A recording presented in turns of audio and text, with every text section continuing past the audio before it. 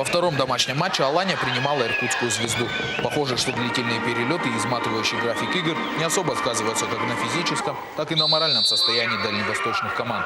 Что же касается хозяев поля, то не слишком выразительная игра в первом матче при неистовой поддержке болельщиков должна была заставить их демонстрировать атакующий футбол с первых минут встречи. Правда, по-настоящему опасный момент был создан футболистами Алании только к 17-й минуте. Да и иркутская команда не собиралась отсиживаться в обороне, раз за разом взламывая защиту владикавказцев острыми атаками. И сольный проход молодого полузащитника «Звезды» Дениса Глушакова на 20-й минуте стал тому подтверждением.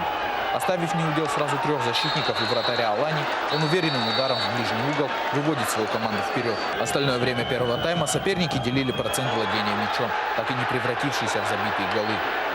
После перерыва хозяева поля пытались выровнять положение на табло, наступая большими силами, что зачастую приводило к неизбежным контратакам со стороны гостей, останавливать которые приходилось довольно жестко, порой с нарушением правил.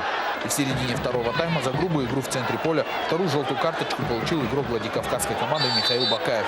Оставшись в меньшинстве, Алании стало намного труднее атаковать. Но замены, сделанные тренерами обеих команд, принесли определенную пользу. Вышедший в составе хозяев Виктор Булатов воспользовался невнимательностью защитников и принял мяч выгодной для удара позиции. Но тут же получил толчок в спину. Главный судья матча Виталий Дорошенко без раздумий указал на 11-метровую отметку. К мячу подошел лучший бомбардир Алании прошлого сезона Станислав Дубровин.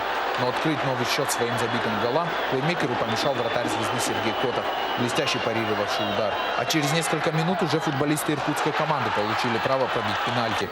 Но шансом увеличить счет тоже не воспользовались. Цифры на табло были неизменны до последней минуты добавленного времени.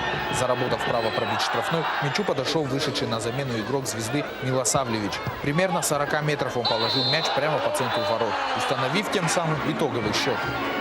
Играли уже в 5 хавов, одного нападающего в середину поля, чтобы не отдать. Ну, это сработало. Ну, могли пропустить пенальти, вратарь молодец, выручил. Класс надо повышать многим футболистам. Прежде всего, они должны осознавать это.